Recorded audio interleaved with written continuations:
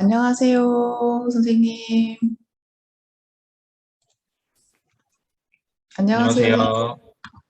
네, 선생님, 안녕하세요.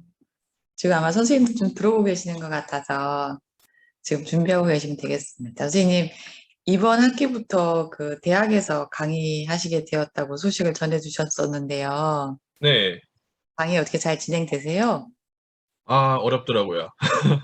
이게 전공이 사회과다 보니까 이제 인공지능 쪽 강의하려고 하다 보니까 좀 준비할 것도 많고, 그래서 다른 강의들보다는 좀 어려운 것 같아요, 이쪽이. 아, 그렇지 않아도 그 주로 어떤 분들한테 어떤 내용을 강의하고 계시는지 궁금했거든요. 잠깐 이렇게 소개 저는, 가능할까요? 네. 예. 저는 초, 중, 고 다 저희 수업 들으시고요. 그 다음에 중고등학교에서도 이제 그 과목이 다양하세요. 뭐 기술과정 선생님도 계시고 수학 선생님도 계시고 정보 선생님도 계시고 과학 선생님도 계시고 그냥 음, 다양한 교과의 선생님들이 되게 혼재되어 있는 전공인 것 같아요. 음. 지금 상황에서는.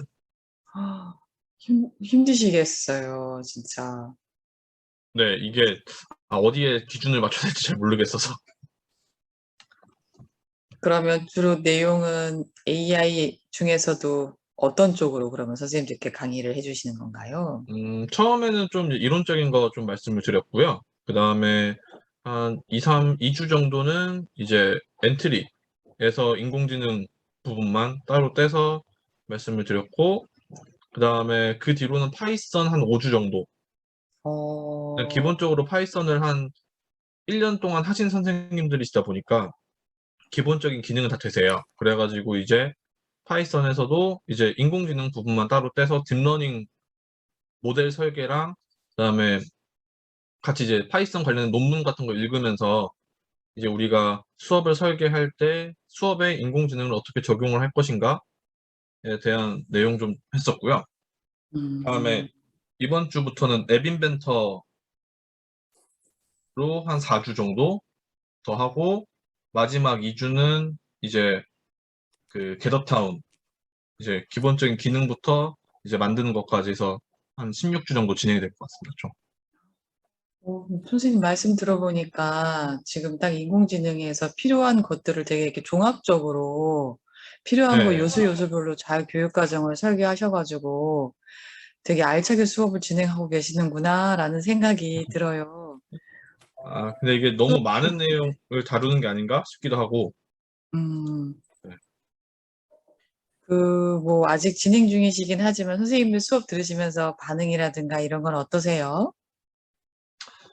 처음엔 저도 이제 인공지능 교육대학원이 처음이어가지고, 그러니까 당연히 1년을 배우신 3학기 선생님들이시니까, 당연히 기본적인 기능은 잘 하시겠지라는 생각으로 이제 막 처음에 진도를 빼다가 선생님들께서 이제 너무 힘들어 하셔가지고, 이제 다시 좀 차근차근 이제 옛날 거 복습하면서 이제 좀 어렵지 않게 그냥 가장 기본적인 설계까지만 했었고요. 그러다 음, 보니까 이제 그런 이제 선생님들만의 기능적인 차이가 첫 번째 가장 힘들었고, 그다음에 두 음, 번째는 초등과 중등의 이 차이가 생각보다 많이 커서 이제 그 어, 갭을 어떻게 하면은 줄일 수 있을까를 고민했던 게 되게 길었던 것 같아요. 그래서 이제 음, 그거 좀 이제 지금은 마무리가 되어서 이제 그런 부분도 이제 서로 초중등 모두 만족하시는 강의가 좀 더 되는 것 음. 같습니다. 옛날에 비해서. 어, 앞으로도 계속해서 좋은 수업, 잘 연구 활동 계속 응원 드립니다. 그리고 이렇게 종종 감사합니다. 오셔서 좋은 말씀도 해주시고 또 좋은 가르침도 주시고 그러면 감사하겠습니다.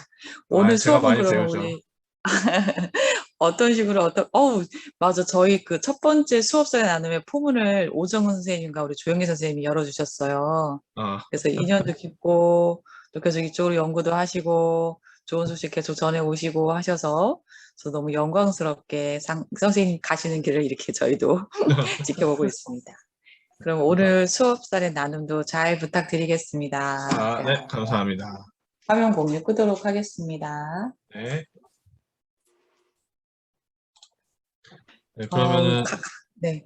네, 뭐, 시작을 어떻게, 어, 할까요? 그냥 바로? 뭐 선생님들 예, 설명 들으시면서 궁금하신 점 있으시면 말씀도 좀 많이 해주시고 이야기도 많이 나누시면서 해주시면 감사하겠습니다.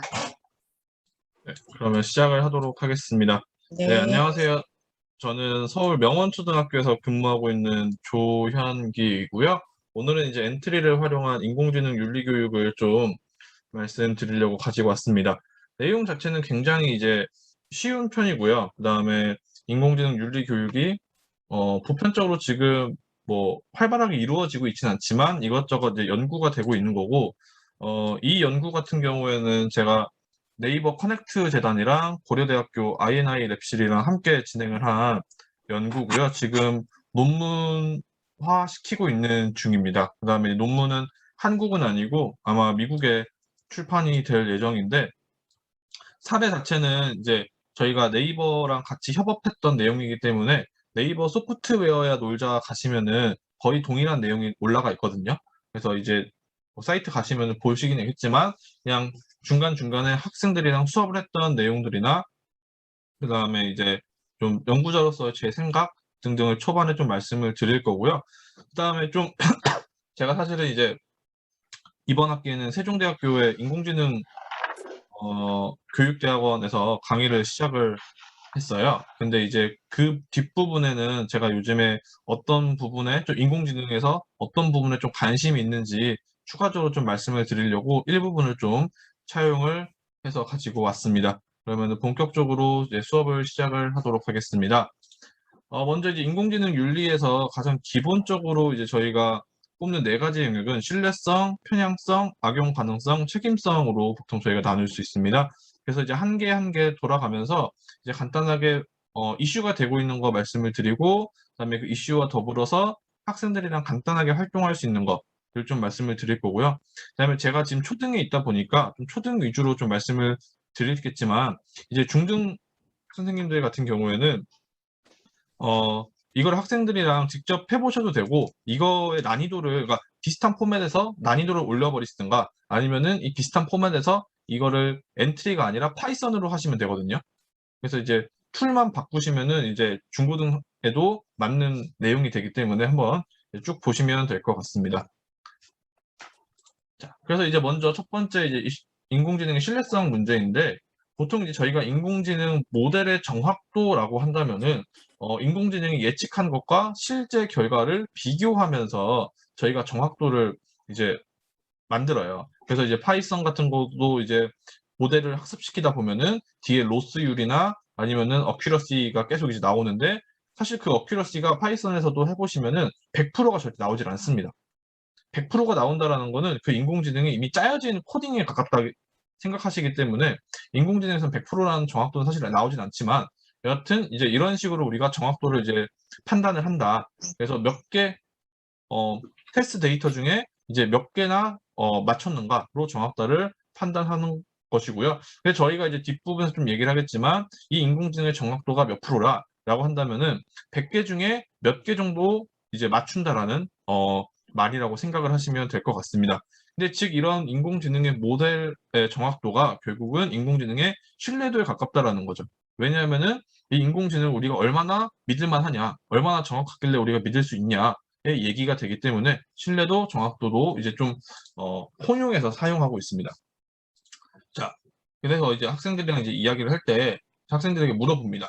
자, 이 고양이의 물음표에 들어갈 것은 무엇일까? 얘들아, 이렇게 물어보면은 이런 식으로 8마리의 고양이의 케이스를 보여주죠. 이 8마리의 케이스를 보고 얘들아 한번 이 고양이 물음표에 뭐 들어가는지 맞춰볼래? 선생님들 한번 맞춰보시죠. 한번. 동그라미일까요? X일까요? 한번 선생님들 나름의 추측을 해보시면 될 텐데, 동그라미. 학생들이 네, 학생들이랑 하시다 보면은 처음에는 이제 인공지능을 처음 접한 학생들은 이게 무슨 말인지 잘 몰라요. 그래가지고 이제 O랑 X랑 이제 만약 반반 나오긴 하는데, 사실은 아이고 이게 학생들에게 여기서 알려주고 싶은 게, 원래 답은 이제 여기 5가 들어오는데 그 이유가 학생들은 대부분 X도 많이 이야기해요. 근데 아이들한테 얘기할 게, 지금 여기 있는 표본이 8개밖에 없기 때문에 제대로 된 인공지능이 나올 수가 없어요. 그러니까 지금 이 그림은 학생들에게 이 표본이 너무 적으면 우리가 인공지능을 정확한 인공지능을 만들 수가 없어. 그래서 우리한테는 많은 표본이 필요해. 라는 것에 이제 말을 하게 주기 위해서 이제 넣었던 내용이고요. 그래서 이제 학생들한테 우리가 인공지능을 만들 때 데이터가 많이 들어갈수록 굉장히 좋은 인공지능을 만들 수 있어라고 하면서 이제 이야기를 풀어 나갔고요. 그 다음에 이제 인공지능의 신뢰성 같은 경우는 대표적으로 이 그림으로 보통 표현이 됩니다. 이 그림은 배인데 인공지능 중에 성능이 좀 떨어지는 인공지능 같은 경우에는 이거를 배로 인식을 못해요. 왜냐하면은 이 배가 뒤집어져 있죠. 뒤집어져 있기 때문에 이 인공지능들이 평소에 알고 있던 배들은 다 그냥 원래 상태잖아요. 원래 상태로 서 있는 모습에 이제 배를 많이 봤기 때문에 이렇게 뒤집어져 있는 것은 인식을 거의 못 하거든요. 그러다 보니까 인공지능의 신뢰도를 높이기 위해서는 이제 많은 데이터를 넣어야 되고, 그 다음에 중요한 거는, 우리가 일상적으로 펼쳐지는 데이터의 양식도 중요하지만 가끔 특이한 데이터들이 나오잖아요. 그 특이한 데이터들까지 우리가 학습을 시킬 수 있도록 이제 특이한 데이터를 또 학습을 시켜줘야 된다는 거죠. 이제 그러면서 신뢰도가 이제 점점 올라가는 거고, 이제 그러면서 이제 자연어 처리 분야에서 많이 지금 연구가 되고 있는 게 이거예요. 그러니까 우리는 그냥 딱 보면은 뭐 고급 아바이수인데 그냥 읽을 수 있잖아요. 근데 인공지능들은 우리보다 그냥 똑바로 서 있는 글씨는 훨씬 잘 읽어요, 이제. 흐릿한 글씨도 우리보다 잘 읽는데, 문제는 이런 식으로 원래의 패턴과 어긋나는 거에서는 생각보다 성능이 아직까지는 좋지 않다라는 거죠. 자, 그럼 이랬을 때 우리가 인공지능을 어디까지 믿을 수 있냐? 왜냐면 우리는 인공지능만 100% 신뢰하다가 이러한 예상도 못한 문제를 만났을 때 이 인공지능들이 우리에게 과연 정확한 정보를 줄 수 있을 것이냐의 문제가 펼쳐지기 시작한다는 겁니다. 그래서 이런 식으로 인공지능의 신뢰성에 대해서 우리가 한 번쯤은 생각을 해볼 필요가 있는 거고, 학생들이 이제 이런 말을 합니다. 인공지능에 대해서 물어보면은 인공지능을 굉장히 어, 실, 다른 학생들에 비해서 신뢰하는 학생들이 있어요. 그러니까 예를 들면은 인공지능은 계산이 우리보다 훨씬 빠르고 컴퓨터가 계산한 거기 때문에 우리보다 훨씬 믿을만해. 인공지능이 결정해 주는 걸 따르면은 우리가 선택하는 것보다 훨씬 더 좋은 거야. 라고 학생들이 인식을 해버린다는 거죠. 근데 사실은 이러한 경우에는 그러한 경우에 좀 어긋나는 경우가 되기 때문에 학생들에게 이러한 경우를 알려주는 건데, 이제 이런 것을 저는 수업을 할 때 단순히 이제 그냥 얘들아 이런 게 문제가 있어 라고 하는 게 아니라 엔트리를 통해서 학생들이랑 좀 실제적으로 이야기를 해보려고 했습니다. 그래서 이제 한번 간단하게 그냥 실습을 처럼 아니면 제가 하시는 걸 좀 보시면 되는데, 그냥 보실 분은 그냥 보셔도 되고요. 하실 분은 제가 데이터셋을 올려드릴게요. 네.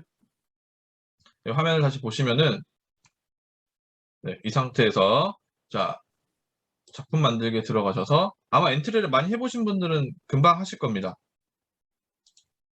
자, 근데 이제 처음 하시는 분이 계실 수 있기 때문에 처음부터 차근차근 말씀을 드리면은 이제 여기서 이제 인공지능 블록을 누르시고 인공지능을 학습합니다. 자, 그 다음에 저희는 자연어 처리인데 자연어 처리가 기본적으로 컴퓨터 비전 쪽이어서 이제 이미지 기술을 많이 사용해요. 처음에 가르칠 때는. 그래서 일단 분류 이미지를 누르시고 학습하기를 누르시면요. 자, 이 모델이 뜹니다. 자, 근데 지금 제가 채팅창에 이제 인공지능의 정확도 확인하기 데이터셋을 올려드렸는데 데이터셋이 어떻게 이루어져 있냐면 자, 테스트 데이터, 트레인 데이터는 일단 트레인 데이터로 훈련 데이터에서 저희는 미음과 비읍을 구별할 수 있는 인공지능을 먼저 만들어 볼 거예요. 그래서 미음 데이터에는 이런 식으로 미음 그림들이 들어가 있고요. 그 다음에 비읍 그림에는 비읍들이 들어가 있습니다. 그래서 이 트레인 데이터를 가지고 인공지능을 학습을 시킬 거예요. 그래서 새로운 모델 이름에 미음과 비읍 구별하기. 그 다음에 여기는 미음, 여기는 비읍, 아이고, 을 누르시고 데이터를 넣어야겠죠? 데이터에서 이제 업로드를 하시면 되고요. 자, 바탕화면에서 데이터셋, 자, 트레인에서 미음을 클릭해서 자, 이렇게 5개를 학습을 시켰고요. 다음에 비읍 데이터도 업로드를 똑같이 하도록 하겠습니다.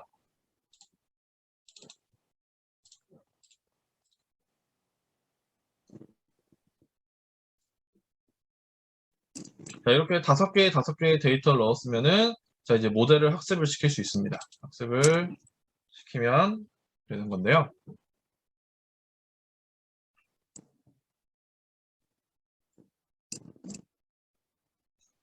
네. 이 상태에서 학습이 완료되었고요. 자, 이걸 누르시면 여기에 이 모델의 정확도랑 이제 이게 일단 로스율이 안 뜨는구나. 자, 정확도에 뜨는데요. 자, 이게 결국은 거의 정확도가 1에 가깝다라는 거죠. 그래서 이제 거의 100%의 정확도를 보인다. 세대수가 진행이 될수록 이제 생각하시면 되고, 여기 보시면은 여기서 0부터 28인데 저희가 이제 인공지능을 아마 좀 해보신 선생님들께서는 아마 세대가 뭔지 아실 거예요. 그러니까 세대가 뭐냐면은 저희가 이 미음 클래스 5개, 비읍 클래스 5개를 이제 한 번 인공지능에 이제 학습을 시키는 거를 1세대라 그래요. 1세대라고 보고 이 30세대까지 갔다라는 거는 똑같은 공부를 학습을 인공지능에게 30번 시킨 거예요. 그래서 우리가 처음 학습을 시켰을 때는 정확도가 높지 않다가 이제 학습 양이 많아지면 많아질수록 정확도가 올라간다라는 개념이거든요. 그래서 이건 나중에 좀 다른 것을 한번 보시고 여하튼 이제 이렇게 학습을 시킨 다음에 저희는 결과를 확인을 해봐야겠죠. 이게 과연 정확한 건지 아닌지. 그러면 여기서부터는 저희가 트레인 데이터가 아니라 테스트 데이터, 즉 검증 데이터를 가지고 확인해 보도록 하겠습니다. 한번 저는 이제 비읍을 넣어서 과연 얘가 비읍이 나오는지 가장 안 비슷한 예를 한번 넣어 보겠습니다. 얘를 넣으면은 네, 98.91%로 비읍이라고 판단을 하고 있죠. 이 상태로 이제 학생들에게 자연어 처리라는 것은 이런 식으로 만들어지는구나. 이렇게 해서 미음의 다양한 케이스들, 비읍의 다양한 케이스들을 넣어서 이제 이런 식으로 학습을 시키는 거고요. 그다음에 학교에서 수업을 하실 때 특히 이제 초등학교 학생들 같은 경우는 글씨가 이상한 애들이 많잖아요. 한번 너 글씨 한번 써가지고 사진 찍어보서 한번 올려보라고. 인공지능이 너 거 인식 하나 못하나. 근데 대부분 인식 못해요. 이상한 글씨 쓰는 애들은. 이제 그런 거서 좀 학생들이랑 재미 삼아서 했던 것도 있고. 그래서 일단은 이런 식으로 저희가 기본적인 데이터를 이렇게 만드는데 이제 문제는 그죠? 신뢰도의 문제인 거잖아요. 그래서 이제 테스트 2를 가시면 이번에는 비읍의 이상한 모양을 제가 가지고 왔어요. 즉 거꾸로 되어 있는 비읍, 옆으로 되어 있는 비읍. 그래서 한번 이러한 비읍, 다른 비읍의 모양을 한번 올려보겠습니다. 테스트 2에서 거꾸로 되는 거 한번 넣어볼게요. 자, 이거 분명히 저희가 보기엔 비읍인데 인공지능이 보기에는 미음으로 판단을 하고 있어요. 그것도 99.24%로. 그냥 거꾸로 넣었을 뿐인데. 왜냐면은 저희는 이게 비읍이라는 거 기호로 인식을 하지만 인공지능은 기호로 인식하는 게 아니라 그냥 이미지 자체로 인식을 해버리기 때문에 얘랑 가장 가까운 게 여기냐 여기냐로 그냥 판단을 해버리는 거예요. 그래서 이런 문제가 발생을 하는 거고 그래서 가끔 그 자율주행 자동차 같은 경우 사고 나는 거 가끔 보시죠. 그게 카메라를 통해서 이제 여기저기 이제 보고 다니는 건데 카메라가 잘못 인식한다라는 거죠. 그래서 원래는 다른 건데 그거를 다른 걸로 착각하게끔. 왜냐면은 카메라로 인식하는 것에 이러한 오류가 있기 때문에. 이제 이런 식으로 학생들에게 좀 인공지능이 100% 우리가 신뢰할 수 있는 게 아니고 우리가 항상 좀 고민을 해봐야 되는 영역이다라고 하면서 자연스럽게 알려주는 첫 번째 활동으로 이제 진행이 되었고요. 보통 이 정도 수업을 하면은 초등학생들이랑은 한 40분 정도 걸렸던 것 같아요. 지금은 제가 선생님들이 그래도 기본적으로 엔트리를 하신다는 전제하에 그냥 빠르게 진행했던 건데 학생들은 이제 선생님 이게 뭐예요? 저거 안 되는데요? 선생님 불러오지 않아요. 파일 어디에 저장했는지 모르겠어요. 이런 등등의 다양한 문제들을 30명의 학생들을 데리고 해야 되기 때문에 굉장히 큰 문제들이 발생을 하게 됩니다. 그 다음에 이제 제가 여기서 좀 그냥 인공지능 기본적인 거 좀 설명을 더 해드리면은,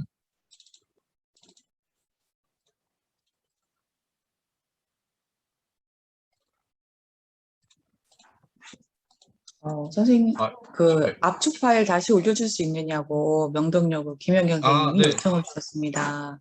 네, 다시 올려드리겠습니다. 맞습니다.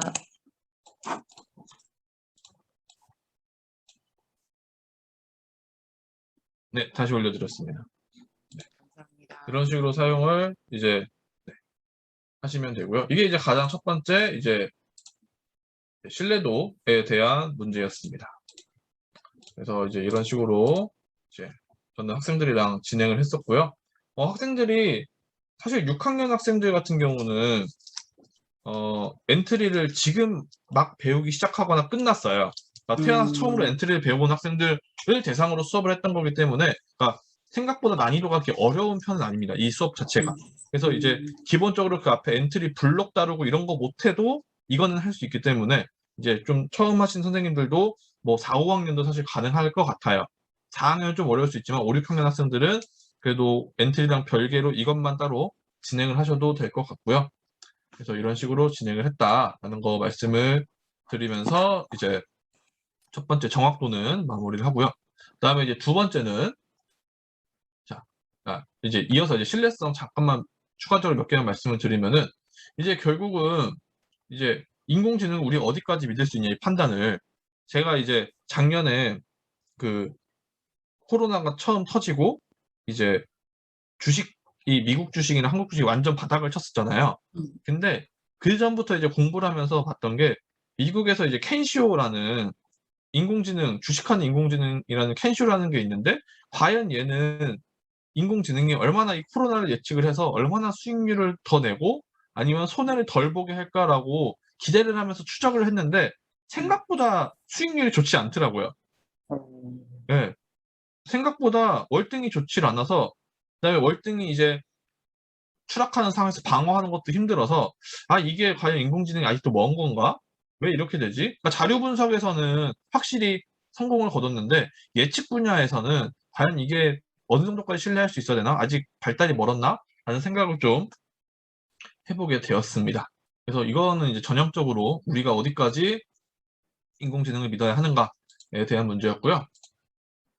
그다음에 이거 같은 경우는 2017년에 왓슨에 대한 연구였는데, 인간이 그 오진율이라 그러죠. 이제 인간이 암을 진단할 때 오진율이 3.5% 정도 된다고 합니다. 인간 의사들이 전문의 기준으로. 근데 이제 인공지능들은 아직 이때 17년도까지는 7.5%였대요. 근데 인공지능이랑 인간이랑 같이 협동을 해서 협진을 하니까 이게 0.5%까지 떨어진다라고 하더라고요. 그래서 제가 생각하는 인공지능은 사실은 이 인공지능과 인간의 협업이거든요. 그래서 제가 지금 하는 강의 같은 경우도 대부분 여기에 좀 초점이 맞춰서 우리가 교사로서 하는 수업을 어떻게 하면 보다 학생들에게 효과적으로 성취 기준을 달성시킬 수 있을까라는 게 제가 생각하는 인공지능 융합교육이에요. 그래서 제가 연구하는 분야도 거기고 지금 강의하고 있는 분야도 거기고, 이제 지금 우리 손윤아 선생님께서 지금 이끌고 계신 이 연구회에서 계속 발표하시는 분들도 대부분 그쪽에 포커싱을 많이 맞추고 계시더라고요. 그래서 이제 각자의 교과에서 얼마나 더 효과적인 교수학습 방법을 우리가 만들 수 있을까가 좀 앞으로 더 고민을 해봐야 되는 영역인 것 같습니다. 네. 그 다음에 이제 두 번째는 편향성입니다. 사실 제가 이 인공지능 윤리 부분에서 가장 관심 있어 하는 분야는 사실 편향성 분야고요. 그 이유가, 저는 전공이 사실은 인공지능 전공자는 아닙니다. 저는 학부는 수학교육 전공이고요. 그다음에 석사, 박사는 사회과 교육 전공자여서 인문학 베이스예요. 그래서 인문학 베이스였고, 그다음에 인문학에서도 많이 하는 게 정체성이나 아니면 편견이나 굉장히 이제 좀 철학에 가까운 영역들을 전공을 했는데, 그러다 보니까 인공지능의 편향성과 굉장히 좀 많이 맞닿아 있는 부분들이 많더라고요. 그래서 이 인공지능의 편향성을 어떻게 하면 내가 해결을 좀 할 수 있을까 해서 좀 연구를 하고 있고요. 근데 대부분 이제 인공지능의 기본적인 원료 자료는 대부분 인간들이 만들어 놓은 데이터가 들어가잖아요. 근데 문제는 인간들이 만들어 놓은 데이터가 얼마나 객관적일까의 문제인 거죠. 근데 사실 인간들이 만들어 놓은 옛날 글이 처음 나왔을 때부터 지금 우리가 이 순간까지 만들어 놓은 인간들이 만들어 놓은 데이터들은 사실은 그 어떠한 것도 객관적인 건 없어요. 다 글을 쓰는 사람들의 주관적인 게 들어가기 때문에 어쩔 수 없이 편견이 들어간단 말이에요.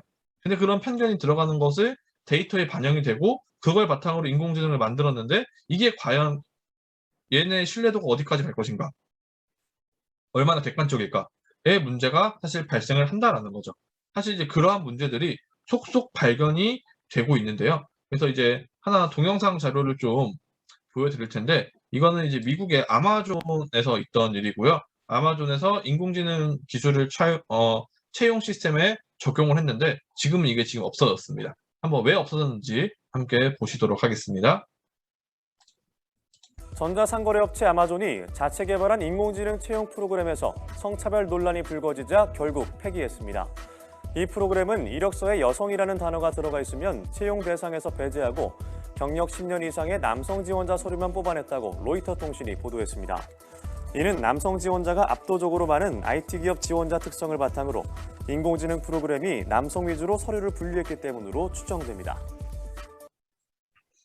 자, 이 영상도 결국은 여성 지원자들에게 불리한 형태의 인공지능이 작용을 했던데 결국 이 채용 시스템을 만들 때 이 개발자가 무엇을 활용했을 거냐면은 기존의 아마존에서 직원들을 채용할 때 썼던 자료들을 입력을 했을 거예요.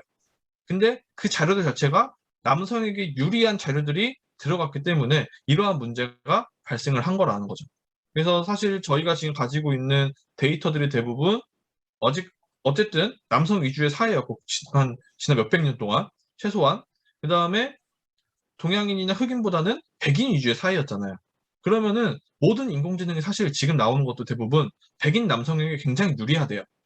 그래서 프랑스에서도 채용 시스템을 인공지능을 가지고 사용하다가 지금 다 폐지시켰거든요. 일단은 이 편향성 문제 해결될 때까지는 원칙적으로 이거 가지고 우리가 사람을 뽑을 수는 없다라고까지 나와 있어요.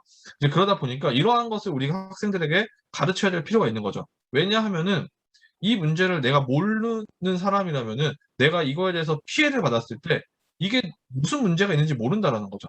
내가 이게 문제인지 알아야 컴플레인을 걸고 우리 사회의 문제를 해결해 나갈 수 있는 건데 이것조차 모르면은 문제 인식도 못하고 해결 방법도 모른다라는 거죠. 그렇기 때문에 저는 사회과니까 사회과 입장에서 학생들이 인공지능 시대에 문제를 해결할 수 있는 가장 기초적인 우리가 지식적인 부분, 그다음에 가치적인 부분을 가르쳐야 한다고 하면서 이러한 내용들을 좀 추가해서 가르치고 있는데 제가 얼마 전에 교과서 심사를 들어갔었는데 하나 안타까웠던 거는 정말 대부분 교과서, 정보 교과 빼고 기술 과정 빼고 에서는 인공지능을 다루는 교과서가 거의 없어요. 근데 사실 지금 저희 삶 옆에 인공지능이 이렇게나 많은데도 아직 교과서나 심지어 2022 개정교육과정 지금 거의 총론 12월에 나온다고 하거든요. 근데 살짝 봤는데도 거의 없더라고요. 음, 지금 사회가 바뀌고 있는데 그런 면에서 좀 우리나라 정말 늦구나라는 생각을 좀 많이 했고요. 아마 선생님들께서 이제 수업을 하실 때 여기 계신 선생님들은 이제 아마도 이제 자신의 수업에서 이런 부분을 좀 활용을 더 하시겠죠. 이제 지식적인 부분을. 그래서 이번에는 실습을 하나 더 해볼 텐데요. 이번에는 비슷하게 학생들의 채용에는 관심이 없으니까 학생회장을 선출하는 인공지능을 한번 만들어 보도록 하겠습니다. 그래서 이번에도 똑같이 제가 데이터를 하나 올려드릴 거고요. 이번엔 엑셀 데이터입니다.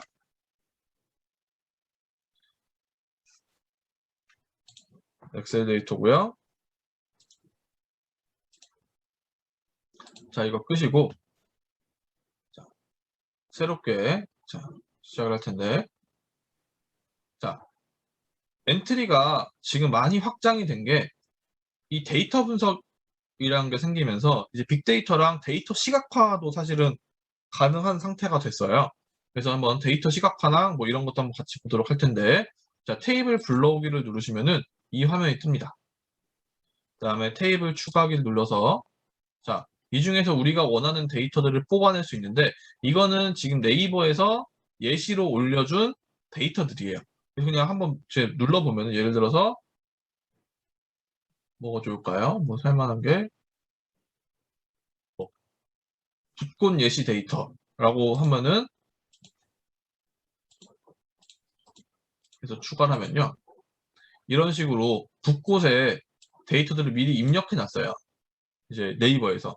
그래서 150개의 붓꽃 데이터가 있고 각 데이터마다 꽃받침의 길이, 너비, 품종까지 해가지고 자 이런 식으로 이제 자세한 데이터를 넣어 놓은 건데 이제 이거를 이용하면 학생들이랑 빅데이터에 대해서 기본적으로 이제 맛을 볼 수 있는 거고 사실 이제 제가 올려드린 엑셀 파일은 이제 제가 인위적으로 만든 건데 이제 여기 있는 데이터들을 이용하면은 굳이 내 교과랑 관련 없이 그냥 아이들에게 데이터만 가르쳐 주고 싶다 하면은 여기 있는 거 쓰시면 되고요. 그 다음에 뭐 다양한 게 많아가지고 뭐 초등학교 위치, 원 전체 강수량 이런 거는 사회과랑 굉장히 관련이 있겠죠. 그 다음에 사실 저희는 이게 필요한 게 아니라 자 파일 올리기. 저희가 있는 파일을 직접 활용해서 올릴 텐데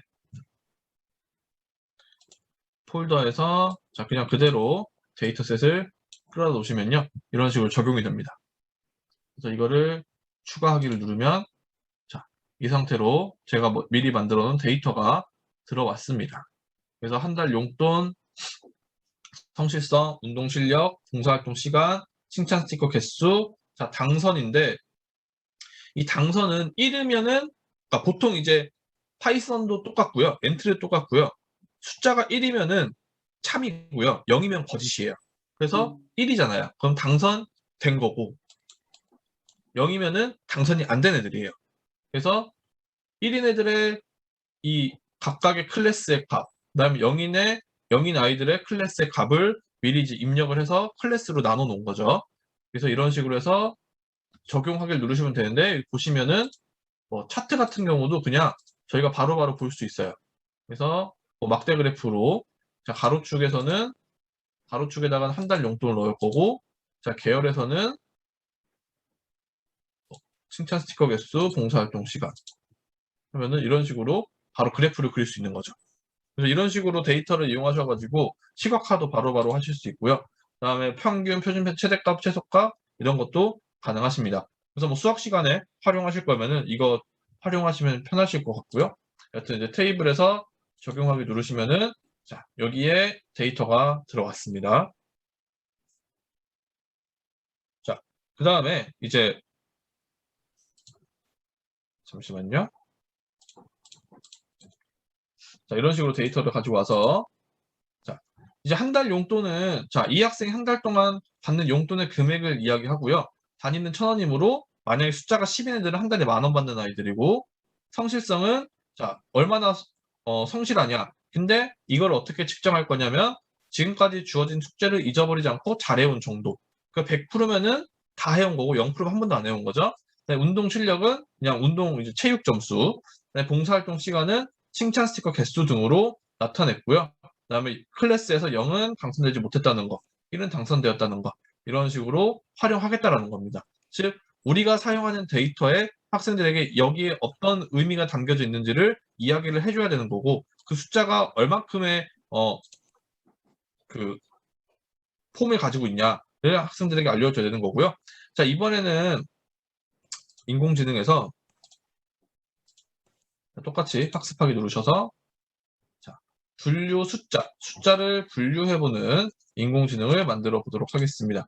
그래서 학습하기 누르시면 자, 이 상태로 되어 있고요. 자, 여기에다가 파일들 잠시만 네, 감사합니다. 자, 그다음에 이제 여기에다가 저희는 학급 회장 선출 인공지능 만들기 데이터를 만들고 그다음에 저희가 가지고 올 데이터는 이거였잖아요. 자, 이거 그대로 클릭하면은 아까 저희 엑셀 파일에 열이라 그러죠. 컬럼에 있는 속성들이 그대로 다 올라와 있습니다. 자, 이게 근데 엔트리는 기본적으로 학생들에게 학습을 시키기 위한 것이기 때문에 사실 핵심 속성을 더 많이 원래 파이썬에서는 구현할 수 있는데 이 엔트리에서는 한정은 지어놨어요. 기능의 한계는 있지만 그래도 학생들에게 이게 이런 거야 라고 알려주기엔 굉장히 좋은 거죠. 자, 그러면 처음에 저는 학생들에게 알려줍니다. 얘들아, 우리가 회장을 뽑을 때 어떤 게 중요할까? 어떤 기준이 중요할까? 라고 물어보면서 이제 그런 걸 핵심 특성에 넣어야 되는데 저는 그런 게 아니라 일부러 다른 걸 넣어보죠. 운동 실력, 한 달 용돈, 그다음에 봉사활동 시간. 자, 그러면은 자, 이 세 가지가 당선에 얼마나 영향을 주는가를 한번 알아보는 인공지능을 학습을 시킬 거예요. 한번 학습을 시키면요. 자, 학습이 완료가 되었고요.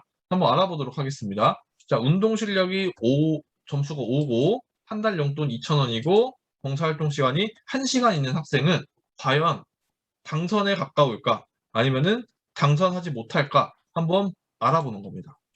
네, 당선하지 못한다고 나오죠. 99.9%로. 한번 그러면은 운동 실력을 늘려볼까요? 운동 실력을 50, 한 달 용돈 10, 봉사활동 시간도 10 하면은 당선에 가깝게 나오죠. 이제 이런 식으로 학생들에게 이제 조절이 가능한 거고, 이게 지금 분류인데 이 분류가 인공지능 중에 군집 클러스팅이라는 이제 인공지능 기능이에요. 근데 이제 여기서 말하는 이웃 개수라는 거는 내가 한 번에 그 군집을 몇 개씩 잡아주느냐의 차이인데, 이거는 사실 이것만 봐서는 아마 이해를 못 하세요. 이거는 파이썬으로 시각화를 하셔야 좀 이해가 되시는 부분이기 때문에 보통 이제 10개, 이 정도 사이즈에서는 10개 잡으시면 되고 맥시멈 한 20개 정도 잡으시면 되고요. 그다음에 이제 여기다가 뭐 한번 애매하게 이제 값을 넣어보면은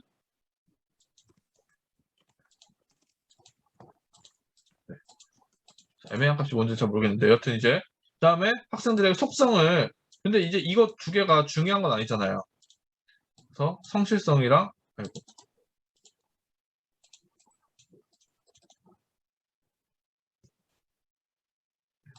다시 이게 너무 많아서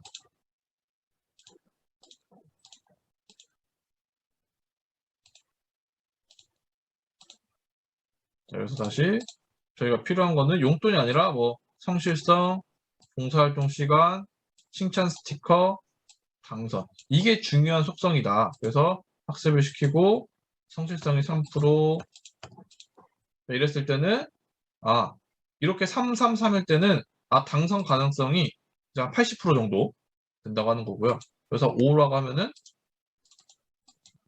10, 거의 비슷하게 나오네요. 이게 지금 제가 가지고 있는 데이터가 좀 어설픈 것 같은데, 네, 아이고, 이 상태로 좀 지금 데이터가 좀 안 좋아서 그런 거거든요. 그래서 이게 데이터가 좀 양이 많고 데이터가 좋으면은 지금 이게 계속 그때그때 이제 바뀌는데, 네, 계속 바뀌었죠. 60.3, 40.9. 그래서 이런 식으로 학생들이랑 하면 되는데, 그 학생들에게 저희가 알려줄 거는 이러한 핵심 속성을 가지고 우리가 인공지능에게 물어봤을 때 우리가 얼마나 신뢰할 수 있냐를 다시 물어볼 수 있어요. 그래서 이제 예를 들면 학생들에게 뭘 물어보냐면은, 우리 학교 학생회장을 인공지능이 뽑는다면은 너네는 어떨 것 같아? 라고 이제 마지막 면담에 물어봤거든요. 근데 저는 당연히 학생들이 처음 제 가설은 싫어할 줄 알았어요. 왜냐면은 제가 이 앞에서 제시했던 자료가 아마존의 부정적인 자료였잖아요. 아직 이거는 기술적으로 해결이 안 됐다라고 대놓고 얘기까지 했는데도 생각보다 학생들이 인공지능이 선출했으면 좋겠다라고 이야기를 해요. 근데 왜 그랬어? 라고 물어보면은, 선생님, 저희가 학생 선거를 할 때 우리 학교 학생들이 그 학생의 능력보다는 그 학생이 얼마나 인기가 있고 운동을 잘하고 친구가 많은지에 따라서 학생회장을 선거한다. 근데 그게 과연 인공지능보다 더 신뢰할 수 있을까요? 라고 반대로 저한테 질문을 하더라고요. 그런 면에서 학생들이 되게 생각을 많이 하는구나. 우리가 이걸 학생들이랑 좀 이야기를 해볼 필요가 있고, 앞으로의 이제 지금의 편향성 문제가 있지만 과연 인간이 인공지능보다 더 합리적일까? 라는 생각도 해봤고요. 그래서 학생들이랑 좀 이야기를 할 거리가 많았던 수업이었던 것 같아요. 다른 수업들에 비해서는 이거는. 그래서 이제 이런 걸 좀 학생들이랑 이제 해보시면 좋을 것 같고요. 자, 그 다음에 이제 세 번째는 악용 가능성인데, 이거는 사실 정보통신윤리교육 시간에 엄청 많이 하고 있고, 그다음에 도덕 시간에도 엄청나게 이제 많이 활용하고 있는 것으로 알고 있어요. 왜냐면은 이미 문제가 저희 주변에서 많이 발생을 하고 있거든요. 실제로. 그래서 이 만화 같은 경우에는 이제 딥페이크에 대한 만화인데, 내가 찍은 영상이 아닌데 이 영상이 버젓이 이제 인터넷에 돌아다니고 있는 것을 만화로 나타낸 거고요. 그래서 이 딥페이크 기술이 이제 문제가 되고 있다. 학생들이 대부분 딥페이크란 용어는 거의 알더라고요. 초등학생들도. 6학년 정도 되면은 워낙 이제 인터넷에 많이 나오기 때문에 거의 다 아는 단어였고요. 그래서 이제 결국은 문제가 어, 데이터가 실제 데이터가 아닌 안 좋은 데이터, 자, 아마 속인 데이터를 가지고 이런 해커 같은 사람들이 했을 때 우리가 얼마나 판별을 할 수 있는가에 대한 문제가 지금 벌어지고 있고, 결국은 이제 뭐 저 같은 경우는 이 수업하면서 학생들에게 유퀴즈에 나왔던 화이트 해커 편을 좀 같이 보여줬었거든요.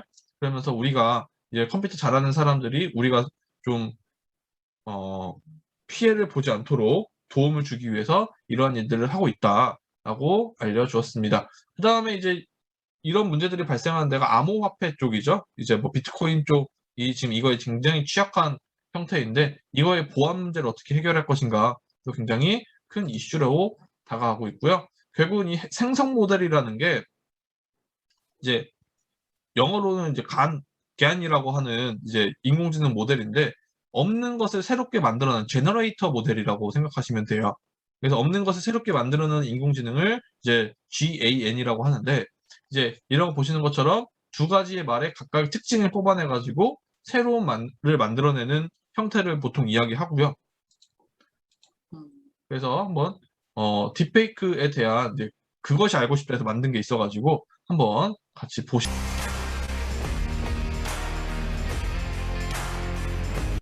이거는 사실 기술이 되게 떨어지는 것 같아요. 누가 봐도 김상중이 볼 것 같은데. 여하튼 이제 그것이 알고 싶다 해서 만들어놔서 봤는데, 사실 이제 이거 말고 이제 뒤에서 보여드릴 거는 전혀 티가 안 나더라고요. 같은 사람을 비교해서 이건 티가 나는 것 같은데, 같은 사람이 아니라 다른 사람을 이제 가지고 하라고 하면은 사실은 굉장히 어려울 수도 있습니다. 이거 한번 제가 사이트를 지금 올려드릴 텐데, 잠시만요. 사이트 주소를 올려드리고 함께 이거는 해보도록 하겠습니다.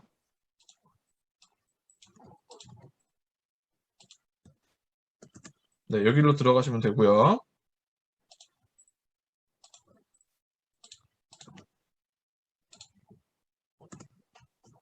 들어가시면은 어떤 얼굴이 자 진짜냐를 우리가 맞춰보는 게 있어요.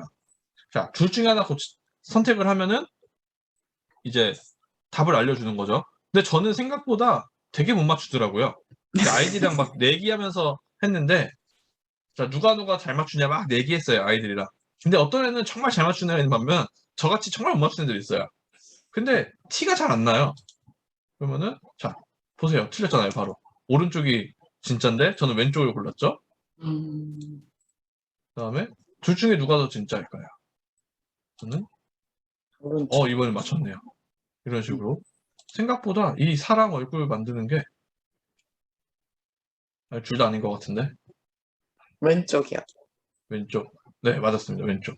네, 이런 식으로 이제 하시면 되고, 학생들이 생각보다 그냥 간단하게 동기유발 할 때 굉장히 재밌게 잘 하더라고요. 오늘 좀 잘 맞추는데요? 감이 좋으신가 봐요, 오늘. 네. 저희 학교 오늘부터 실습해가지고 교생 실습 시작해서 오늘 아, 그래서 여유가 있으신가 네. 봐요. 네, 여유가 아주 있습니다. 수업이 몇 개가 없어져서.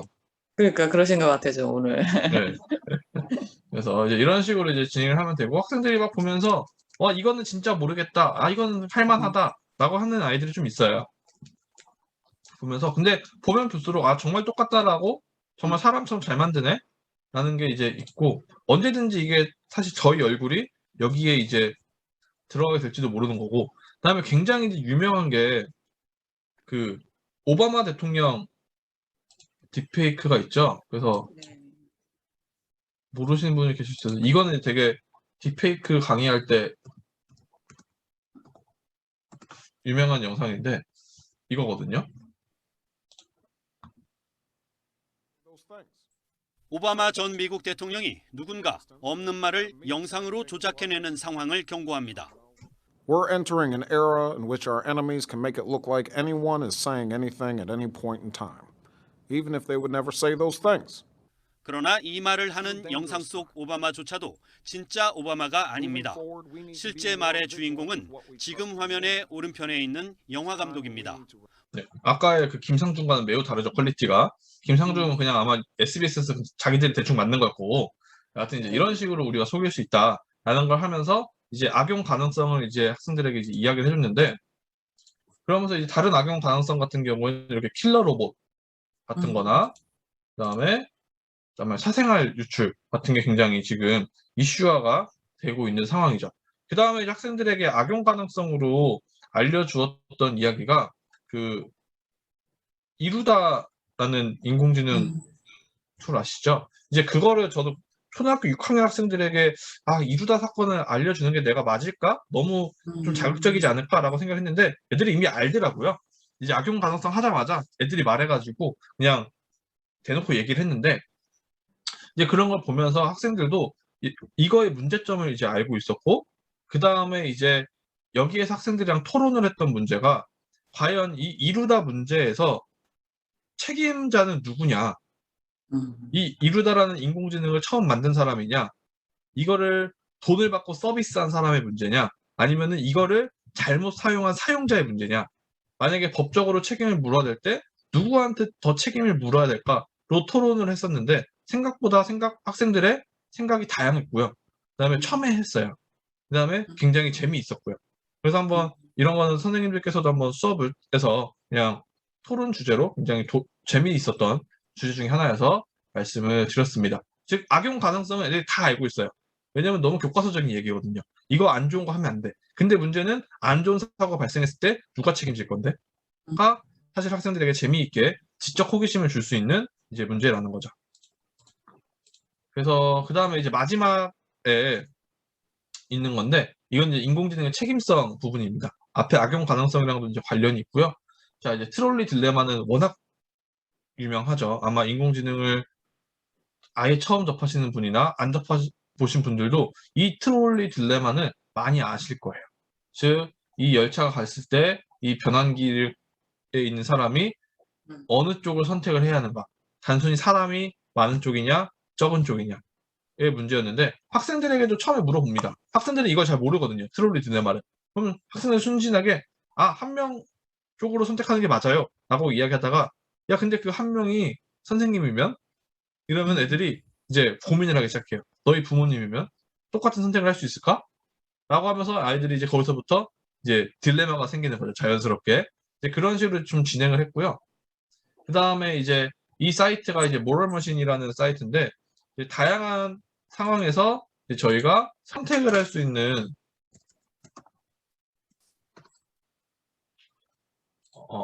사이트입니다. 이런 식으로 그냥 모럴머신 치시면은 바로 나오고요. 이건 전 세계 연동이 되어 있어서 사용하시면 되고 여기서 뭐 스타트 저직 누르시면은 이런 식으로 선택이 되는데 지금 여기가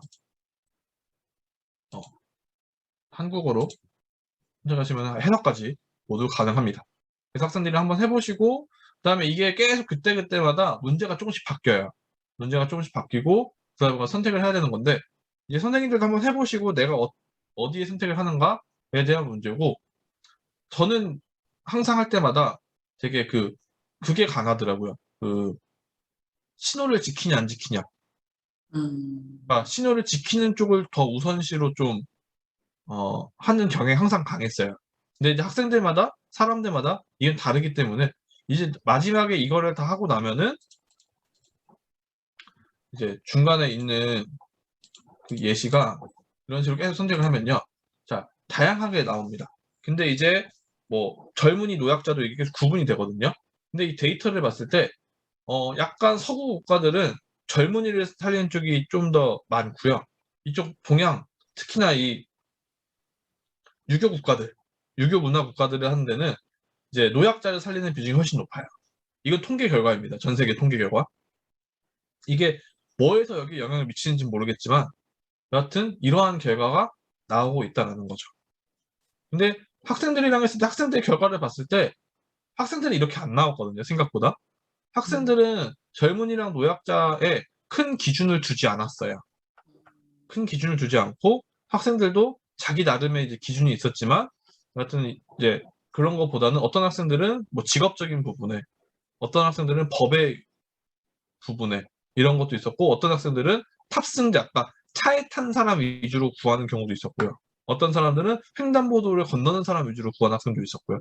그건 이제 기준에 따라 다른데 여하튼 학생들에게서는 이 젊은이와 노약자의 기준은 거의 안 나왔었다. 근데 이제 저가 했던 학생들도 15명 정도밖에 안 되기 때문에 이게 맞다라고 할 수는 없지만 여튼 제 경향성은 그랬었고, 그다음에 선생님들께서도 한번 해보시면은 이제 자신의 경향성이 나오시고 이제 주변 학생들이랑 한번 해보시면은 아, 아이들이 이런 생각을 가지고 있구나라는 것을 함께 아실 수 있을 것 같습니다. 자, 일단은 이제 잠시만요. 네, 여기까지가 이제 인공지능 윤리 교육에서 학생들이랑 그냥 간단하게 한 2시간 정도의 그냥 초등에서는 창체라고 하죠. 창의적 체험 활동. 창의적 체험 활동 시간에 이제 학기 말에 딱히 오늘 뭘 해야 될까 고민되시거나 이랬을 때 학생들이랑 그냥 엔트리 대충 다룰 수 있으니까 그때 이제 컴퓨터실 가셔가지고 하시기 좋은 사례로 이제 활용하시면 될 것 같고요. 그다음에 중고등 같은 경우에는 사실은 제가 이제 강의하면서 중학교 선생님들에게 가장 많이 들었던 이야기가 선생님, 강사님, 저희는 제 수업 시간에 학생들을 데리고 컴퓨터실 갈 수가 없어요. 컴퓨터실은 정보 교과의 선생님들의 영역이기 때문에 뭐 국어, 뭐 사회 선생님들이 갈 수 없어요.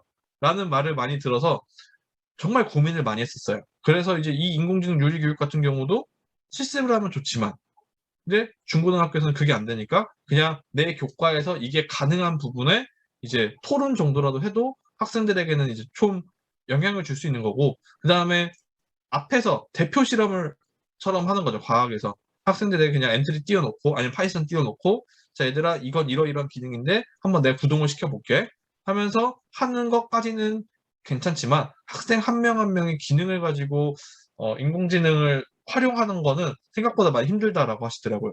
그냥 몇 개 학교 정도만 학교에 노트북이 좀 많아서 학생들이 그래도 내 수업 시간에 쓸 수 있다 정도가 되셨던 거지 그 이상으로 수업 시간에 적극적으로 인공지능을 사용하시는 걸 굉장히 힘들다라고 하시는데 여튼 저는 이제 중등이 아니기 때문에 뭐 더 이상 말씀드릴 건 좀 없고 이제 그런 식으로 활용하시면 좋을 것 같아서 자 준비를 했고요. 그다음에 이제 뒷부분은 제가 아까 말씀드렸던 것처럼 세종대에서 제가 강의를 할 때 좀 관심 있는 분야 이제 처음 이제 이론적인 이야기를 할 때 선생님들이랑 이제 이야기를 했던 수업 내용이에요. 즉 이게 2주차 때 했던 내용인 것 같고요. 우리가 교육을 어떤 방향에서 바라보아야 하는가에 대한 문제였고 교과는 미술이었습니다. 저 정말 미술 못하거든요. 정말 미술 못하는데 이 인공지능 때문에 미술을 처음 공부해봤고 생각보다 재미있더라고요. 아, 인공지능 시대의 미술 교육은 이렇게 가는구나 라고 생각할 수 있는데 여기 미술 선생님이 계신지 안 계신지 모르겠는데 한번 보시죠. 자, 결국은 이 인공지능이 나오면서 미술계에서는 이 문제가 생겼어요. 작품 창작의 문제가 생겨가지고 자 이제 이 기계는 이제 코엔이라는 사람이 개발한 이제 아론이라는 인공지능 기계입니다. 그러니까 우리가 시키는 대로 그림을 그리는 게 아니라 자기가 판단해서 그림을 그려요. 이 인공지능 기계는. 그래서 주요 예시 작품 몇 개를 준 다음에 야 이거 가지고 몇 개 그림 그려봐 하면 그림을 그려요. 그게 이제 인공지능 이제 그림인데 코엔은 자신과 함께 작품을 제작하는 이 인공지능을 공동 제작자라고 이야기를 하고요. 그다음에 협동 작품이라고 이야기를 합니다. 즉 이 코엔이 한 거는 이 기계를 개발한 거 첫 번째. 그다음에 두 번째로는 주요 예시 작품을 제시해 준 거죠. 그러니까 이 인공지능이 참고할 수 있는 이제 예시 작품들을. 그래가지고 이런 걸 통해서 이 사람은 직접 그림을 그리지 않았어요. 붓을 한 번도 들지 않았어요. 그래도 나는 공동 제작자다라고 이야기를 할 수 있는 게 이러한 점에서 이제 가능한 거고요. 그다음에 지금 이거 같은 경우는 더 넥스트 렘브란트 프로젝트라는 거고 렘브란트의 그림을 이제 인공지능에 학습을 시킨 거예요. 그래서 렘브란트 풍의 그림을 계속 그릴 수 있도록 이제 만든 인공지능인 거죠. 이거는 이제 구글에 더 넥스트 렘브란트라고 치시면은 바로 들어갈 수 있는 사이트가 있거든요. 그래서 렘브란트의 모든 작품을 데이터베이스화해서 여기에 들어가는 데이터들은 형태, 색채, 화풍, 물감의 두께 등등을 다 학습을 시켜서 알고리즘을 만든 거고요. 그래서 이 그림이 이 기계 인공지능 기술이 만든 작품입니다. 그래서 이제 뭐 김수율이라는 사람은 결국은 옛날에는 저 미술 진짜 못하거든요. 난 미술도 안 좋아해요. 초등학교 선생님이지만 저는 교직 생활 지금 한 8년째인데 8년 동안 미술을 가르쳐 본 적이 거의 없어요. 왜냐면 항상 다른 교과 선생님이 저 대신 미술을 가르치시거든요. 그러니까 왜냐면 저는 이제 항상 부장교사여가지고 이제 미술 선생님이 들어오셨는데 일부러 미술을 받은 거예요. 왜? 저는 창작 기능에 저도 못하고 관심도 없거든요. 근데 저는 미술관 가는 거를 너무 좋아해요. 왜냐면은 미술 작품 안에 들어있는 역사적인 배경을 읽는 걸 너무 좋아하기 때문에 그런 건 좋아하는 거예요. 창작, 그다음에 광고나 이런 거 되게 좋아하고요. 창작성 같은 거. 그러니까 이 기능적인 부분에서는 약한 거예요. 근데 이제 그거를 해결해 줄 수 있는 게 이 인공지능이다라는 연구들이 지금 미술교육 쪽에서 많이 나오고 있다라는 거죠. 그래서 이제 결국은 창작 동기가 기반이 된 예술품을 제작해야 된다. 즉 기능도 중요하지만 이 창작의 동기라는 게 더 중요해졌다. 자, 그러면은 이 인공지능이 만든 작품들은 과연 이 작품의 주체는 누구냐? 인간이냐? 인공지능이냐?의 윤리적인 문제를 한번 넘어간다는 거죠. 그래서 인공지능 창작 활동에 과연 창작의 동기가 있다고 할 수 있을까? 인공지능이 그림 그리는 게. 이 동기가 인간의 동기인가? 인공지능의 동기인가? 라는 것처럼 철학적인 문제로 넘어갈 수 있습니다. 그 다음에 두 번째 나오는 게 작품의 저작권 및 소유권의 문제가 나와요. 그래서 이 에드문드 벨람이라는 초상화 작품은 43만 달러의 낙찰가가 책정이 되었대요. 아까 이제 말씀드렸던 이제 생성 모델 간이라는 이제 모델인데 이걸 가지고 15,000여 점의 초상화를 입력을 시켰어요. 딥러닝에. 그 다음에 그걸 가지고 그림을 그려봐 라고 해서 만든 그림이 지금 이 에드문드 벨람이라는 그림이고요. 오른쪽에 보시면은 이게 작가 서명이 아니라 여기에 들어간 수학 공식 적어놨더라고요. 딥러닝에 들어간. 그래가지고 새로운 시대가 열렸구나 라는 게 이제 미술계에서는 받아들이는 정도고요. 그래서 그 다음에 이제 이제 오른쪽에 보이는 거는 이제 메모리즈 오브 패서바이라는 이제 건데 이거는 이제 캔이라는 거고 아까 이제 이 간이라는 거는 들어온 알고리즘에 의해서 만든 거고요.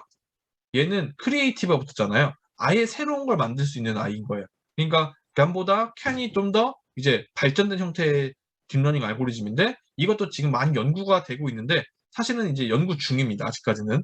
그래서 아직까지 연구 중이고 여하튼 이제 이런 작품들이 있다. 근데 문제는 이런 작품들이 있을 때 과연 소유권 누가 할 거냐, 돈 누가 받을 거냐라고 한 거죠. 그래서 이제 비교를 해드리면은 첫 번째 거 같은 경우는 그냥 변형하거나 재생산하는 정도. 그다음 밑에 거 같은 경우는 아예 새로운 방식의 창작물을 만든다라는 거죠. 그래서 이런 차이가 이제 인공지능 기술에 있는 거고 결국 이제 인공지능 융합교육을 할 때는 그냥 이 기술을 사용하고 마는 게 아니라 이 인공지능에 어떠한 인공지능 원리가 들어가 있는지 사실 알아야 돼요. 그래야 학생들이 나중에 이걸 가지고 발전시킬 수 있는 계기가 되는 건데 사실은 이런 거를 하려면은 정말 공부를 따로 시간 내서 하셔야 되는 거기 때문에 그런 면에서 굉장히 이제 어렵고 저 같은 경우는 아까 말씀드렸듯이 전공이 컴퓨터 전공이 아니다 보니까 파이썬을 학교에서 배워본 적은 한 번도 없어요. 저는 파이썬을 그냥 학원을 다녔거든요. 그래서 지금 2년 반째 학원 다니고 그다음에 인강 듣고 이제 2년 반째 혼자 독학을 하고 있는데 그렇다 보니까 이제 그런 게 쌓여서 이제 지금까지 온 거고 이제 아마 계속 관심이 있으시면은 책을 사셔다가 공부를 하시는 게 사실은 더 좋을 것 같습니다. 이제 이것저것 기술들이 있지만 그 기술들을 효과적으로 활용하려면은 인공지능에 대한 기본적인 지식이 있어야 활용이 가능한 것이기 때문에 그런 면에서는 좀 공부를 추천을 드리고요. 그래서 이제 결국은 이러한 문제가 결국 지금 이거는 개발자랑 조작자랑 똑같기 때문에 문제가 안 되는데 이게 다를 때가 이제 문제가 되는 거죠. 이제 구체적인 예로 이제 딥드림이나 프리스마 같은 경우는 대기업에서 만든 구글에서 만든 이제 이 그림과 관련된 프로그램인데 이걸 가지고 만약에 제가 그림을 그렸어요. 그러면은 이거를 만든 구글에서 저작권을 받는지 아니면 여기에 아이디어나 아니면 버튼을 누른 제가 저작권을 갖는지 아니면 그냥 이 딥드림이라는 그림 자체가 아니, 기술 자체가 저작권을 갖는지의 문제가 굉장히 모호해지고 있다는 거죠. 그래서 학생들이랑 토의를 할 때도 이러한 기술적인 내용을 학생들이 인지를 하고 있어야 되고 요즘 찾아보니까 EBS인가? 에서 인공지능 교과서가 새로 나오는 것 같더라고요. 고등 같은 경우에는. 근데 그런 거를 공부한 상태에서 좀 학생들이랑 이야기를 하면은 굉장히 깊이 있는 토론이 될 것 같습니다.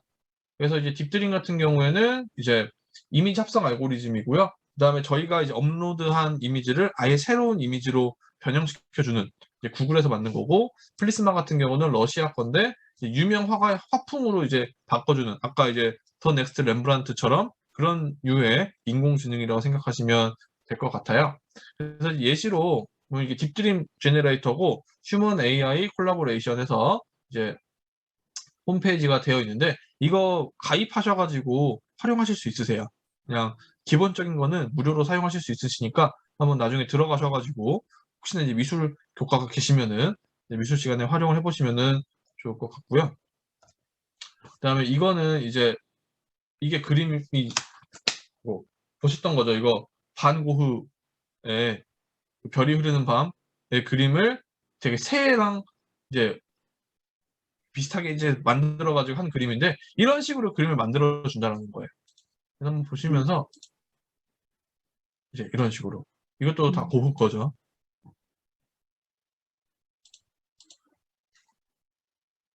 그래서 이 제너레이터에 들어가시면은 자 이런 식으로 그림을 제가 원하는 대로 바꿀 수 있는 가능성이 있습니다.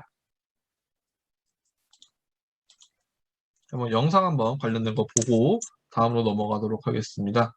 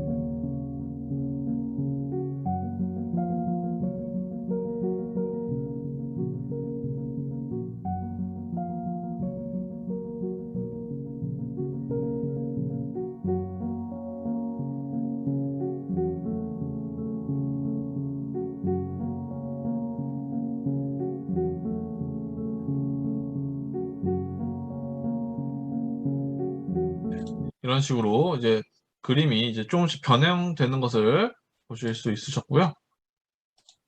자, 이제 결국은 이건 좀 철학적인 거고 제 관심 분야인데, 자, 결국은 이제 기계에 대해서 막 이야기가 나오면서 이제 학생들이랑 윤리 시간에 인간의 존재에 대해서도 많이 이야기를 하시더라고요. 그래서 이제 한국의 그 경희대에 김재인 교수님이라는 분이 계시는데, 그분은 원래 서울대에서 미학을 전공하시는데 그 미학을 전공하시는데 이분이 이제 인공지능을 함께 전공하신 거예요. 그래서 철학의 관점에서 인공지능을 보시는 한국에서 거의 유일한 분이 아니신가? 최근에는 가장 깊이 있게 보시는 분들 중에 한 분인데 이제 그분이 요즘에 많이 말씀하시는 게 뭐 포스트 휴머니즘, 즉 인간 이후의 시대를 우리가 어떻게 정의할 것인가?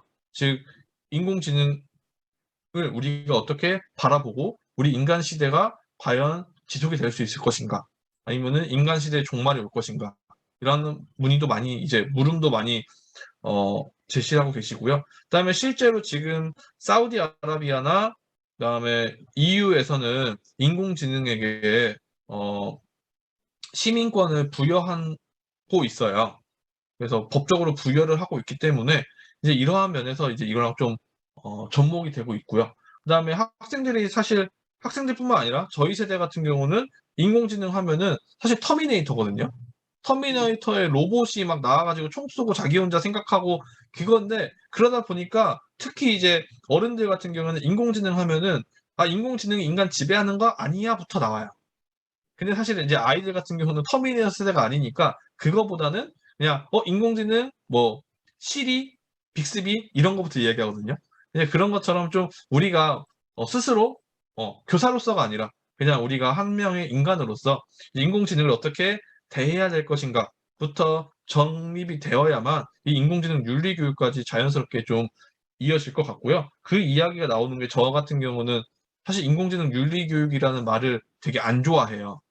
왜냐면은 윤리라는 말이 굉장히 이 인공지능에 대한 논의의 범위를 좁혀버리는 말이기 때문에 저는 인공지능 시대의 시민교육이라는 말을 더 많이 쓰거든요. 시민교육이라는 말이. 왜냐면 학생들이 앞으로 시대를 살아갈 시민이 될 거기 때문에 좀 더 포괄적으로 봤을 때 시민이란 말이 더 적절할 것 같아서 인공지능 시민교육이라는 말을 보편적으로 쓰고 있지만 여하튼 한국에서는 인공지능 윤리교육이 가장 이제 대표적인 이야기고 실제로 뭐 책도 많이 나와 있고요. 그다음에 강의도 많이 개설이 되어 있기 때문에 좀 그쪽 위주로 보시면 될 것 같고 그래서 이제 미술교육에서는 이런 식으로 인공지능과 미술교육의 방향을 해서 이제 연구를 하고 계시더라고요.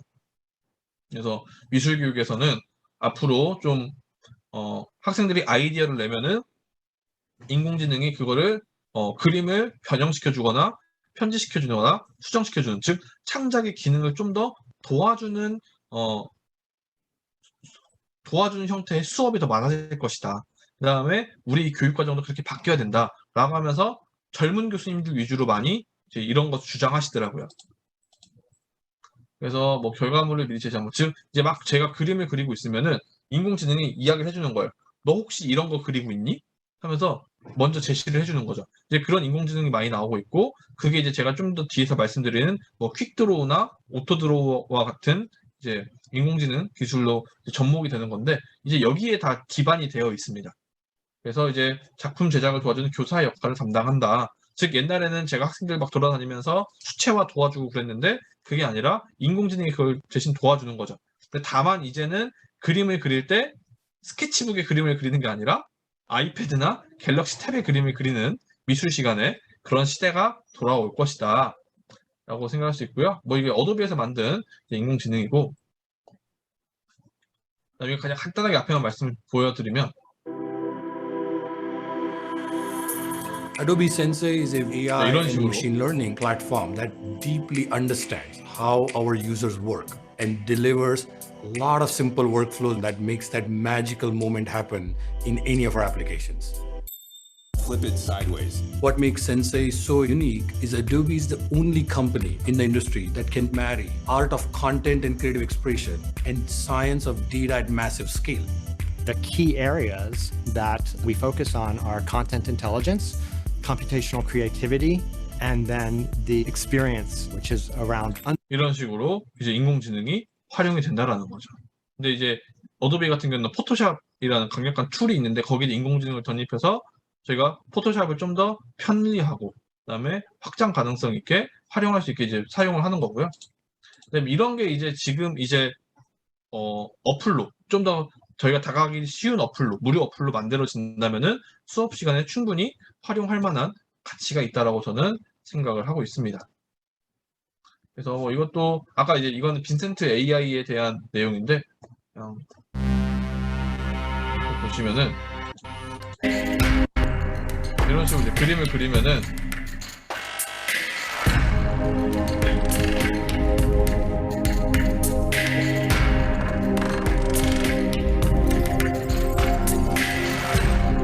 자동으로 그림을 고쳐주는 거예요. 여기서 여기 쓱쓱 그으면은 그림을 추천을 해주죠. 조금씩.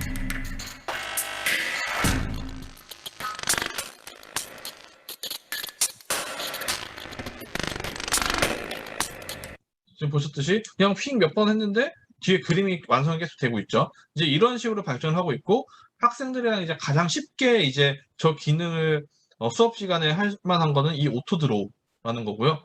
만약에 제 그림 실력은 왼쪽이에요. 비포예요.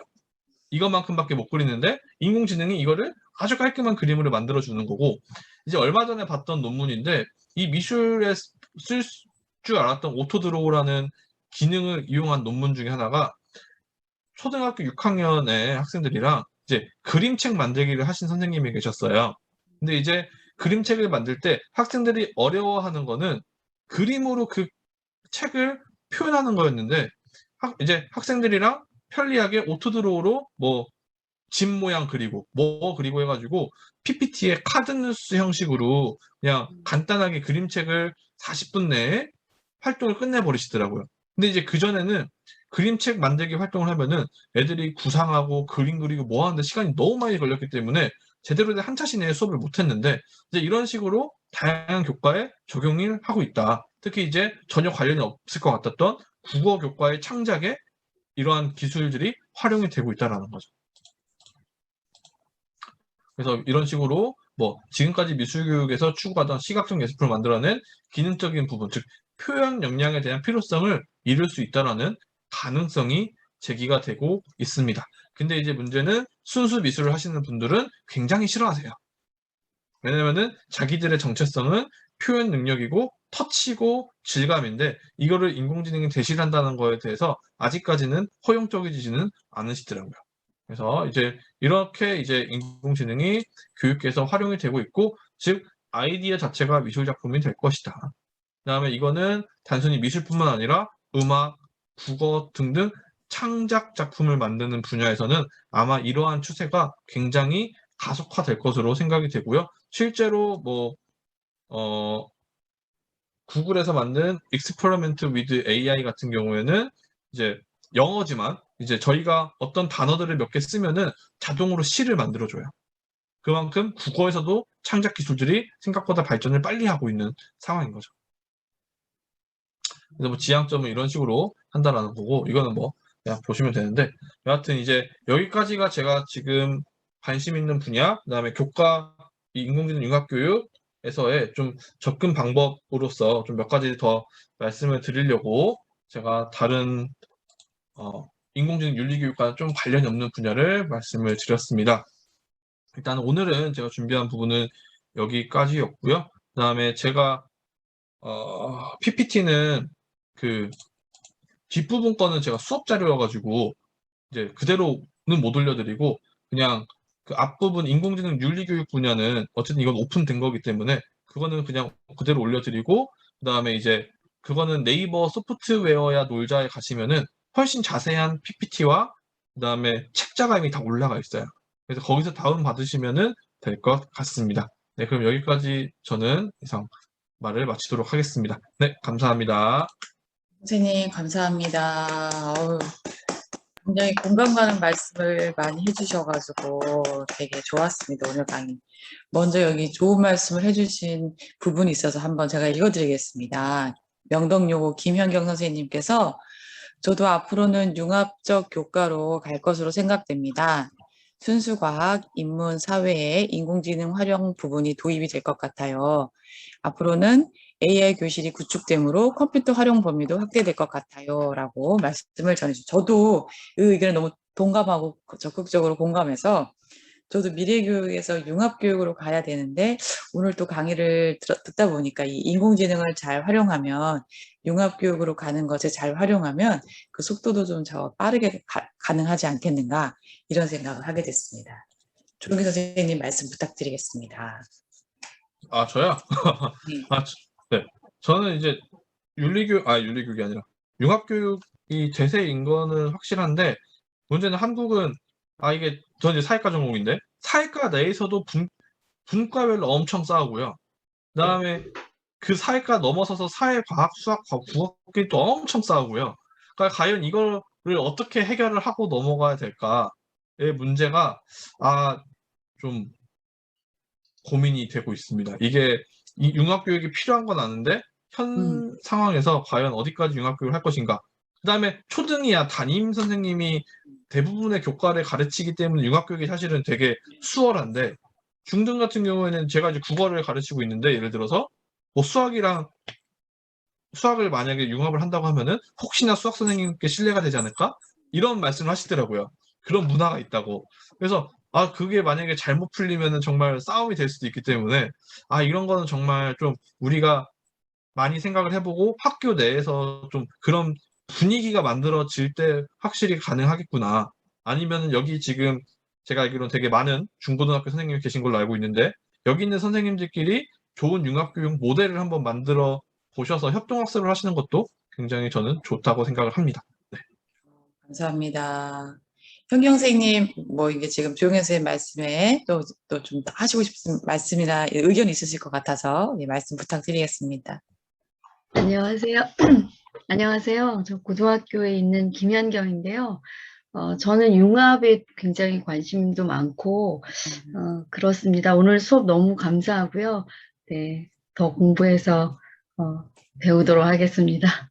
입시에 반영되면 아마 융합 과정이 생기지 않을까 생각합니다. 감사합니다. 감사합니다.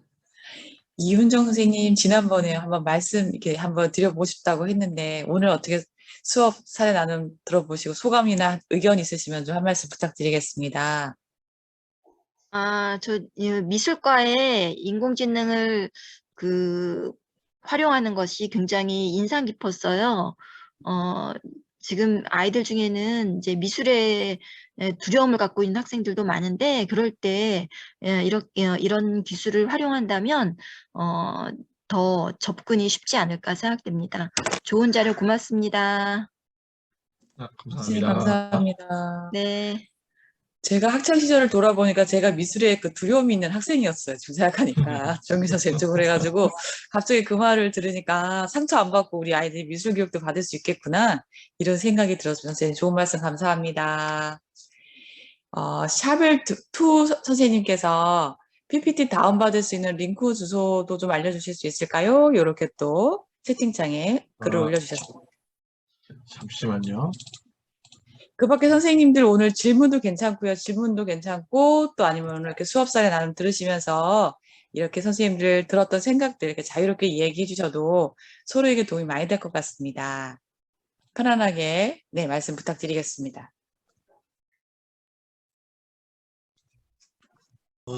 다른 선생님이 없으면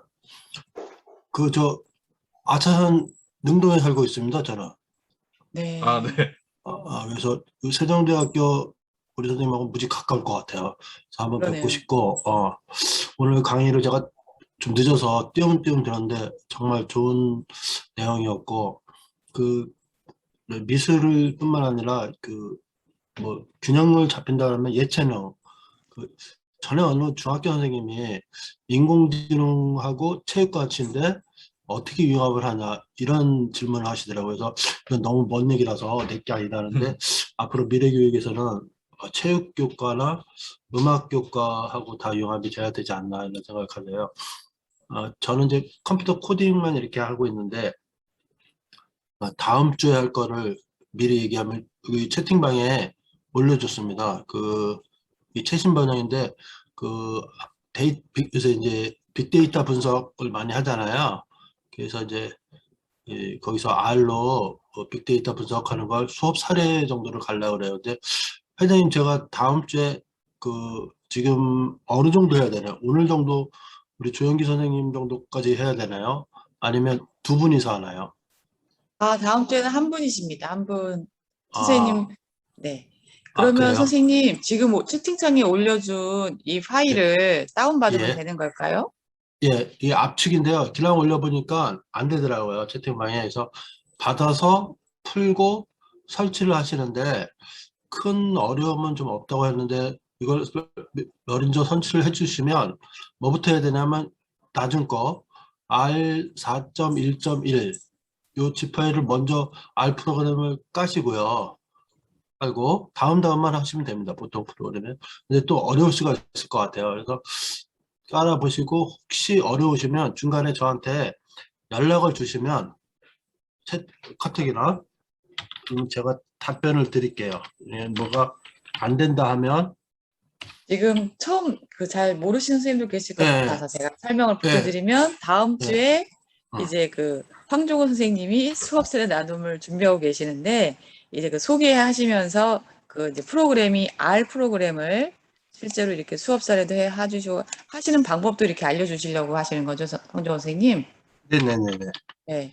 그래서 아, 지금 네. 미리 프로그램을 설치할 수 있도록 이렇게 파일을 올려놓으셨어요. 그래서 그거를 다운받으셔서 설치하시고 다음 주에 수업 사례 나눔에 오시면 황종호 선생님께서 이제 수업을 진행해 주실 예정입니다. 네. 먼저 이게 막 헷갈리게 했는데 오늘 강의 잘 들었고요. 다음에 저기 하시면 뵙고 싶고요. 그 다음에 다음 주 걸 예고를 하면 지금 회장님 말씀하신 대로 이렇게 위에 거 2개 중에서 먼저 낮은 거 R4.1.1 요걸 먼저 푸셔서 까시고요. 그 다음에 RStudi오를 까시면 됩니다. 근데 잘 안 되면 중간에 저한테 이제 카톡이나 문자를 이렇게 주시면 좋을 것 같아요. 그러면 제가 하시고요.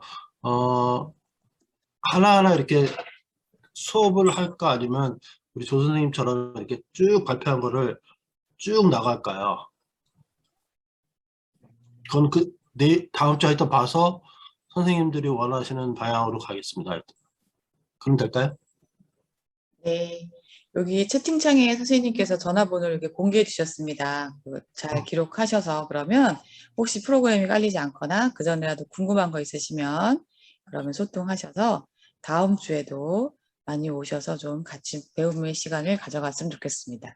조용히 선생님께서 또 계속 자료를 올려주고 계셔요. 그래서 필요한 자료 있으시면 다운받으셔서 또 활용하시면 좋겠습니다. 이게 그리고 그 김미경 선생님께서 엔트리 처음인데 쉽게 배울 수 있어서 좋았다고, 그리고 인공지능 윤리에 대해서도 잘 배웠습니다. 감사합니다. 컴퓨터 켰어요. 를 남겨주셨습니다.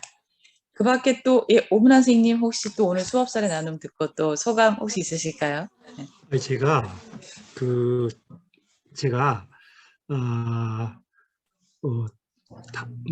다른 일정이 있어가지고 그 끝나고 오면서 제가 폰으로 이렇게 연결을 했는데 소리가 안 들리더라고요. 좀이라도 이제 일단은 참가라도 해야 되겠다 싶어갖고 지금 이제 집에 도착해서 지금 이렇게 이제 소리도 듣고 제가 말을 할 수 있는 상황인데요.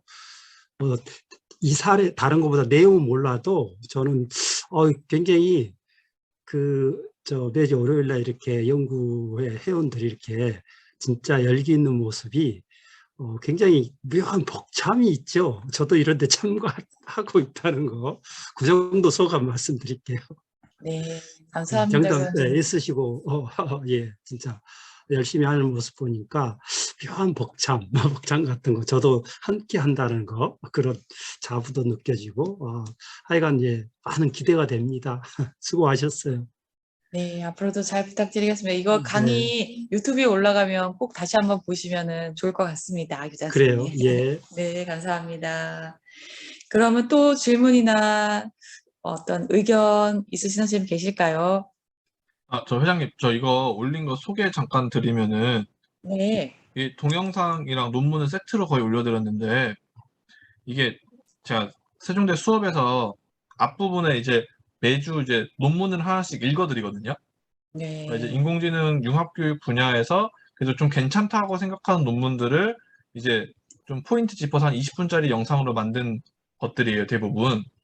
그래서 이제 첫 번째가 이제 1점 논문 소개는 이제 초등 생물 분류 학습에서 인공지능 융합 교육한 거를 제가 이제 어쨌든 저 이제 연구자니까 연구자 입장에서 이제 좀 읽어드린 거고, 그다음에 첫 번째라는 게 그러면 AI 실생활 적용을 위한 이거 말씀하시는 걸까요? 아니요, 막 석견 1점 논문 소개. 맨 위에. 네, 맨 위에 있는 거. 예, 논문 소개. 네. 네네네. 네, 그게 이제 신원석 선생님이 쓰신 논문을 제가 읽어드린 거고, 네. 그다음에 AI 실생활 적용 7주차는 그 밑에 이제 아까 제가 잠깐 언급드렸던 그림책 창작 교육 관련된 논문이고요. 그다음에 이제 그다음에 강영근 선생님 거는 아까 그 음악 교육 말씀하셔가지고 인공지능을 음악 교육에 이제 접목한 거고, 그다음에 마지막 올라온 이준행 조정효 같은 경우는 고등 과학 교과에 접목한 인공지능이거든요. 그래서 이게 3가지 정도가 있어서 융합교육 분야에서 일단 수업 영상이랑 그냥 논문 함께 그냥 올려드렸습니다. 참고하시라고. 너무 소중한 또 자료까지 감사합니다. 저도 지금 다 다운받아서 찬찬히 한번 잘 읽어보고 수업에 적극적으로 적용할 수 있도록 해보겠습니다. 늦은 시간까지도 오늘 함께 해주신 선생님들 너무 감사하고요. 항상 선생님들이 같이 하시기 때문에 이렇게 가능한 것 같아요. 그리고 또 이렇게 우리 교장 선생님 말씀대로 서로가 이렇게 복제하고 있는 것 같고 너무나 감사드리고요.